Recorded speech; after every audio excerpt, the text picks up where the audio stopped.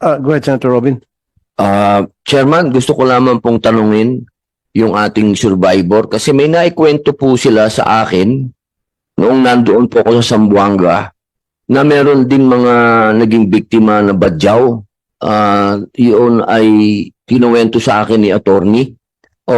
Pwede ko po bang matanong kung meron na po bang natanggap na mabuting kasi ang kwento ni attorney medyo hindi maganda yung trato sa kanila na kung sigaw-sigawan. Opo kinuwento sa akin ni attorney, dumating sila. Pwede pong ikwento nyo rin po, attorney? Dumulog sa Senado ang ilang biktima at pamilya ng mga nasawi sa insidente ng lumubog na barko matapos umano nilang maranasan ang hindi makatarungang pamamahagi ng tulong mula sa ilang ahensya at individual. Ayon sa kanilang salaysay, hindi lahat ng tunay na biktima ay nakatanggap ng ayuda, habang may ilan umanong nakinabang kahit hindi naman direktang apektado ng trahedya. Mas masaklap pa, may mga nagsasabing pinagpasapasahan sila ng dokumento, pinabalik-balik sa opisina at pinaghintay ng ilang buwan, samantalang ang tulong ay para sana sa agarang pangangailangan. May mga biktima ring nagsiwalat na may hinihinging lagay o koneksyon bago makapasok sa listahan ng benepisyaryo, isang aligasyon na mariing ikinagalit ng mga pamilya na nawalan ng mahal sa buhay. Sa pagdinig ng Senado, iginiit ng mga mambabatas na hindi dapat ginagawang negosyo ang trahedya at ang tulong ng gobyerno ay karapatan ng biktima. Nangako rin ng ilang senador na tututukan ang kaso at magsasagawa ng masusing investigasyon. Para sa mga biktima, hindi lang pera ang kanilang ipinaglalaban, kundi dignidad, hustisya at pananagutan. Disclaimer, ang video na ito ay base sa mga ulat at pahayag ng mga biktima at opisyal. Layunin nitong magbigay ng impormasyon at hindi manira ng sinuman. Hinihikayat ang publiko na maghintay ng opisyal na resulta ng investigasyon. Magandang araw mga kababayan! Welcome back sa ating channel. Kung bago ka pa lang dito, huwag kalimutang mag-subscribe, mag-like at mag-share para lagi kang updated sa mga maiinit at mahahalagang balita sa bansa. Narito ang buong video. Go ahead, Senator Robin. Chairman, gusto ko lamang pong tanungin yung ating survivor kasi may naikwento po sila sa akin noong nandoon po ako sa Zamboanga na meron din mga naging biktima na badyaw.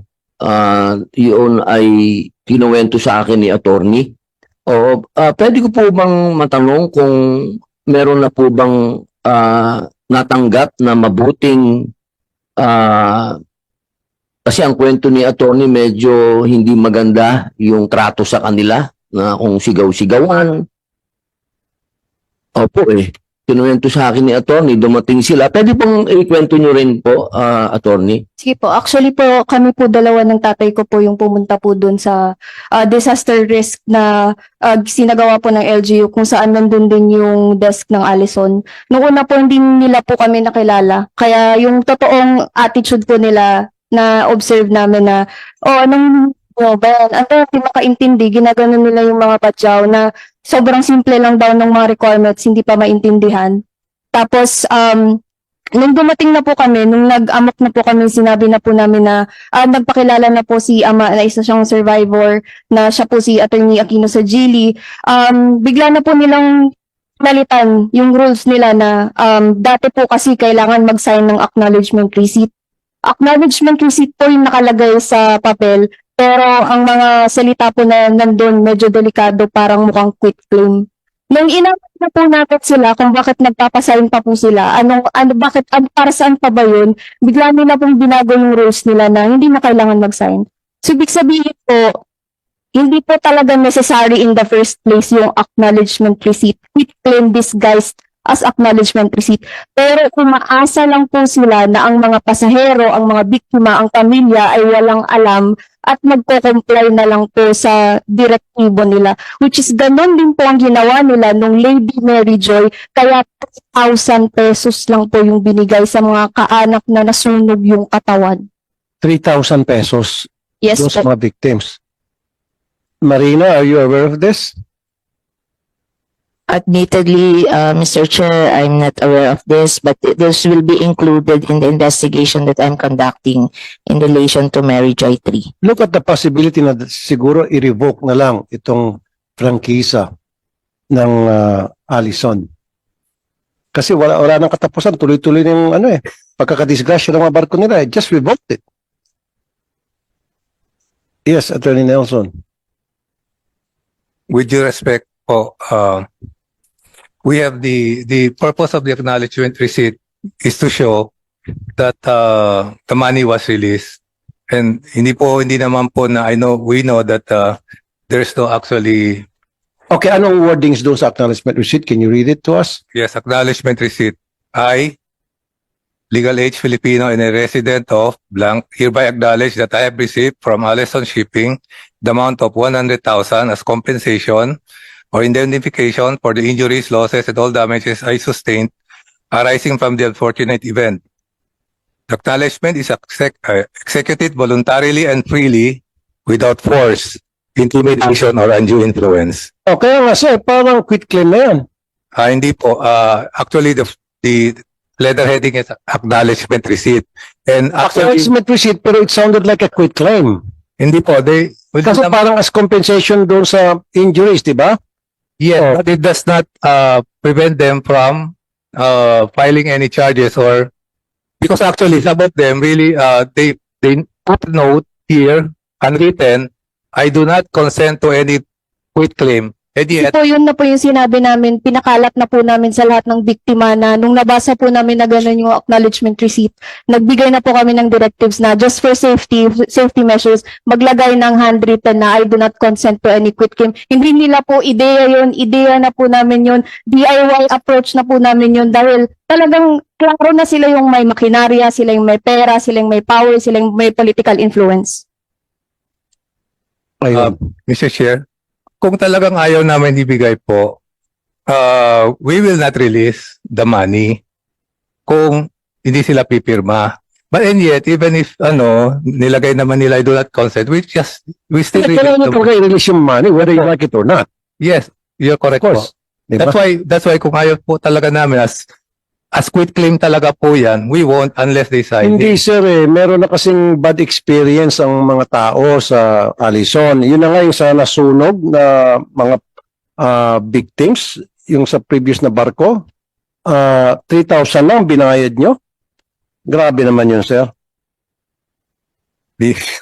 Buti hindi nung nangyari yon, hindi yung panahon namin dito. Kung hindi, talagang makakatikim kayo ng masasakit na salita sa amin. Sir. Mr. Chair, I don't know where that figure of 3,000 came from. Galing po ito sa spokesperson nyo po, masisearch nyo po ito sa Facebook, ang attorney nyo po ang nagsabi nito, katabi po hindi ko po maalala yung pangalan niya, pero si Olaso din po yung apelido niya. Nasa Facebook po ito, masisearch nyo po lahat sa kanila galing ito. Allison po ang nagsabi na 3,000 pesos. Yun. And we're talking about yung Lady Mary Joy. Initial lang po yun, just like the 10,000. Na immediate po, na binigay po kaagad para meron pong Hindi natin masasabi na ngayon dahil maging yung Marina hindi nag-conduct na investigation. At that time, wala nga silang pinalabas na resulta ng investigasyon kasi Marina nalagyan ninyo, tinapalan nyo ng pera. Kaya hindi nila ginawa yung kanilang trabaho. Totoo naman, aminado itong administrator, Mr. Attorney Tan, na admittedly, they did not conduct a thorough investigation and there was no investigation resulted in the investigation that they conducted, if ever there was. Kaya nga sabi ko, kasuhan yung mga investigador na yun, maging yung previous administrator. Diba? Okay, meron tayong interviewin si Sergeant Ronel Tibar, nasa Zoom siya, and Patrolman Muatir Jasilon, mga survivor din ito at meron silang gustong sabihin. Sergeant Ronel Tibar, are you there? Sergeant Tibar? Nandito yun, sir. Rinig, sir. Loud and clear. Magandang umaga po, Sir Sargento. Sige, survivor po kayo at tumulong din po kayo sa mga victims nung lumulubog ng barko. Ano po yung mga experience niyo po? Pakikwento, sir. Sarge. Assalamualaikum warahmatullahi ta'ala wal barakatuhu. Gandang umaga po, Your Honor. Isa po ako sa survivor nung paglubog ng MV Tricia Christine 3. Una po, nung nasa port pa ako, sir, hindi pa ako nakasakay ng barko, sir. yung naabutan kong wing band doon, sir, na pinasakay is 3 at saka 2 GNT truck, sir. Oh. Tapos nung nakasakay na ako sa barko, sir, naghintay muna kami doon sa may gilid, sir, ng barko, nag-usap, kasama si Patrolman Hasidon at saka si Patrolman Ibrahim, sir. Noong mga 11 na, sir, pumasok na ako sa aircon kung saan kami matutulog, sir, bidding, doon, sir. So, kachat ko doon yung asawa ko, sir, nung time na yun. Tapos, kinausap ko si Patrolman Hasidon kasi siya yung katabi ko, kaharap ko, tapos si Patrolman Ibrahim yung sa likod ko.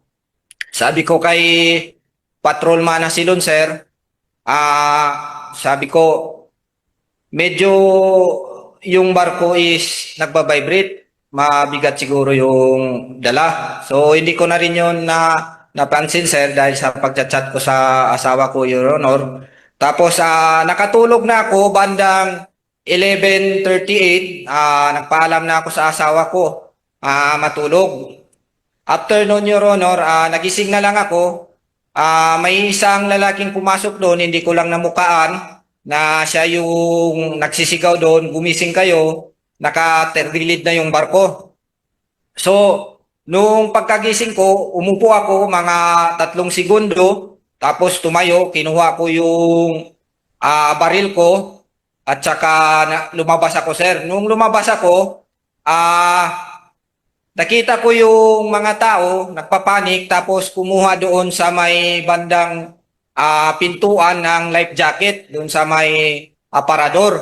So, kumuha ako doon, sir, ng 2 kasi nakita ko yung si Patrolman Hasidon tumakbo sa labas, walang dalang life jacket, hindi niya nakita kung saan nakalagay. So, pagkalabas ko sa barko, pagkalabas ko doon sa gilid ng barko, Sir, can I interrupt? Okay, yung pong life vest, sapat ba para sa lahat ng pasahero doon o kulang sa napansin niyo po? hindi ko masabi, sir, na kung sakto ba doon kasi hindi ko din napansin doon kung gaano kadami. Basta kumuha na lang po ako doon, sir, ng life jacket, sir. Okay, napansin niyo po nagbabibrate yung barko. So, yun ba ay dahil sa tingin niyo mabigat yung karga ng barko kasama ng mga pasahero? Base sa ano ko, sir, sa experience ko sa paglalayag kasi palagi na ako sumasakay ng Pero kayo po nakakuha ka ng life vest din. Nakasuot ka ng life vest. Opo, sir. Nakasuot po ako ng life vest, sir. At saka may isang life vest pa ako naka-receive kay Patrolman Hasidon kasi isa ako sa senior niya. Tapos nakita ko siya, sir, na walang life vest. So, nakuha ako ng 2 para sa kanya, sir. Kasi nagkukuha na yung mga tao doon. Sabay na panic na, sir. Okay, kayo na po ay tumulong sa mga survivors. Kayo na po ay nagbigay ng mga life vest sa iba na wala. Tama ho ba yun? At meron pang kwento na gumamit kayo ng mga bag ng mga chips para lifesaver ninyo. Totoo ba yun? Opo, Your Honor. Nung sa dagat na kami po, Your Honor, natagpuan ko yon kasi yung isang life jacket na hawak-hawak ko, pagkalusog ko sa dagat po, Your Honor, is natanggal din sa kamay ko. Tapos nung palangoy-langoy na ako doon sa paghahanap kay Sergeant Hasidon, madami rin po tayong natulungan doon hanggang sa napunta ko doon kay GNT po, Your Honor, na na-identify ko siya na nagtatrabaho siya sa GNT. So, nung time na yon, sabi niya sa akin, tulungan mo ako, masakit na yung kamay ko. Tapos, yung isa, napansin ko doon po, Your Honor, is yung paglangoy niya is nakataob siya, although naka-wear siya ng life jacket, pero nakataob yung paglangoy niya. So, may nakita ko doong bundle, 2 bundle ng chichirya. Yun yung ginawa kong floating nila. Tinali ko yung dulo. Tapos, isa-isa ko silang binigay yung sa 2 kasi may life jacket naman ako. Although may life jacket sila, pero hindi talaga sila marunong talagang lumangoy. So, ako, kaya ko naman yung sarili ko. So, binigay ko doon. Tapos, sinabihan So, ibig sabihin, meron mga Sarge, meron po na kayo napansin na suot-suot yung life vest o life jacket, pero lumubog pa rin. Opo, So, ibig sabihin yung life jacket hindi nag-work. hindi ko din maano sir kasi depende sa pagsuot ng mga tao ng life jacket po sir. Kung Okay, tama- kaya itong sinasabi namin na dapat bago umandar yung barko, meron instructions, yung instructional video na tinuturuan yung barko tulad sa aeroplano kung paano magsuot ng life jacket, sa matatagpan yung life jacket o life vest. Wala eh. In fact, kung makita ko sa isang barko, Marina, ito sa Montenegro, ang ginawa nila puro advertise ng kanilang kumpanya, ng kanilang mga barko. Pero wala akong napansin doon na sinasabi kung paano magsuot ng life jacket. Very important po yun. So dapat gawin yung requirement Marina and Coast Guard and DOTR from now on, hindi maglalayag ang anumang barko, passenger ships, vessels, na walang pinapakita instructional video. Or better off, mismo, parang katulad sa aeroplano, merong crew na tuturo kung paano suotin yung life vest. 2 o 3 bawat deck. Ganon siguro ang maganda. Okay, can you do that? Gawin yung requirement If I yan. may, Mr. Chair, actually it's an existing policy. So the issue is the actual implementation, and we will look into that. It was a safety film and or actual demonstration. We have the existing policy. The issue would be the implementation. But not being implemented So we'll look into that po, by the Mr. Chair. vessels, crew. Go ahead, Senator. Mr. Chair, with your indulgence, I defend the budget of the DOTR, no, under which Marina and the Philippine Coast Guard are agencies under DOTR, and we have given all the wishes, hindi naman all, no, pero most of the wishes, yung pong mga wish list nyo, kahit na medyo tight po yung ating fiscal space, ginawa natin paraan, especially in Coast Guard, binigay natin na Mr. Chair, yung kanila pong subsistence allowance, yung mga additional vessel because of the precarious situation in the West Philippine Sea. Ang tanong ko lang, taon-taon nangyayari, hindi man taon-taon, pero madalas nangyayari po itong mga gantong sakuna eh, nakakalungkot, no? Na hindi natin pwedeng sabihin na laging kasalanan na lang ng barko, may negligence din po tayo, siguro yung ahensya, no? Ang Coast Guard, maaari sa inspeksyon, ang Marina dahil sila po nagsicertify, at nagbibigay ng certification of seaworthiness, hindi natin mapapalitan ang pigat at yung lungkot na nararamdaman ng mga biktima ngayon, no? Kahit na kahit 1 million bigay natin yan, dan hindi mo mapapalitan, hindi mo maibabalik yung buhay ng tao eh. Ang sa akin lang po, Mr. Chair, kaya ako tinatanong to, what more do we need to improve bilang inyong tagapagdepensa ng budget, no, to improve, no? Sabi nyo nga 1,000 lang, halimbawa si Marina, 1,000 lang ang personnel nyo all over the country with 20,000 vessels or more ang ini-inspect. Ano pa ba yung kailangan nyo? Weighbridge, more personnel, sa Coast Guard siguro dahil siyempre nakadeploy iba sa search and rescue at iba pang trabaho. Do we need more personnel? Ano pa mga other particulars that you would need to improve yung inyo pong pagsagawa ng inyo pong mga task o responsibilidad. Siguro, quickly, Mr. Chair, with your indulgence, I'll take advantage dahil nga Go po, ahead, Senator. Coast Guard, pwede, abaw ng Marina, tapos Coast Guard, sabihin nyo lang sa amin, para po, alam din po na namin, in aid of legislation, kasi, nakikita ko yung mga ng biktima, nakakalungkot din, ayaw natin mangyari ito, na taon-taon, kailan, Mr. Chair, nag-imbestiga tayo doon sa nangyari sa Laguna, no?